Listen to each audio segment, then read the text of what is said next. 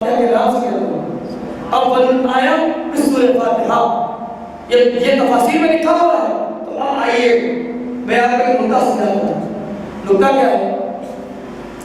آپ لوگوں جب فاتحہ کرتے ہیں، کھانا پکاتے ہیں اور کھانا تقسیم کر لیتے ہیں تو ختم ہو جاتا ہے.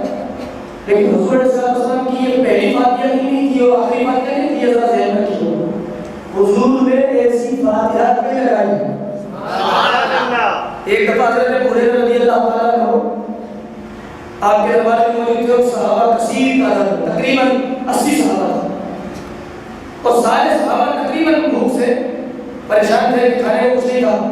ایک پیالہ دودھ آ کے سرکار کی بارگاہ میں، ایک پیالہ دودھ آ کے اب حضور علیہ السلام نے اس پیالے سے پیا، ایک گھونٹ پیا اور حضرت ابو ہریرہ کو کہا کہ یہ پیالہ سب کو دے دو.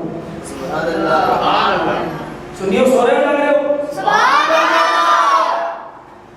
اندازہ کیجیے حضرت ابو ہریرہ راوی کہتے ہیں کہ حضرت ابو ہریرہ دل میں یہ سوچ رہے تھے اور یہ بیان کیا حضرت ابو ہریرہ نے کہ میں دل میں یہ سوچ رہا تھا کہ یہ ایک پیالہ ہے، اتنے سارے صحابہ ہیں، یہ کیسے پیے گے؟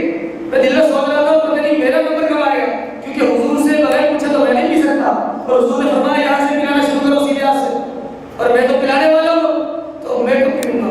یہ تو ختم ہو جائے گا تو بھی تو میں تو پیوں گا. تو حضرت ابو ہریرہ فرماتے ہیں کہ میں سوچ رہا تھا دل میں، لیکن چونکہ سرکار نے فرمایا تھا، حکم بجا لانا تھا، تو میرا ایمان تھا کہ حضور نے کیا ہے اس کا مجھے حکمت ہوگی، تو میں نے صحابہ کو پلانا شروع کیا.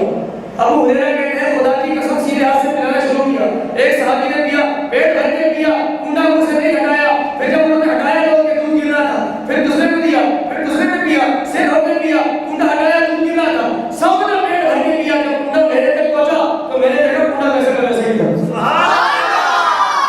اب تو مجھے کچھ سمجھ میں آنے لگی. حضرت ابو ہریرہ کہتے ہیں مجھے کچھ سمجھ میں آنے لگی. بس میں نے جو ہے وہ کنڈا اپنے منہ لگایا اور پیتا گیا پیتا گیا پیتا گیا پیتا گیا حتیٰ کہ میرا پیٹ اس قدر بھر گیا کہ اب ایک قطرے کی گنجائش نہ رہی. جیسے ہی میں نے کنڈا منہ سے ہٹایا تو وہ کنڈا ویسا کا ویسا تھا. یہ کس کی فاتحہ ہو رہی ہے؟ یہ حضور کی فاتحہ ہے. ارے سنیوں کی فاتحہ تو پریشانی ہے. ارے حضور کی فاتحہ کا پتہ چلے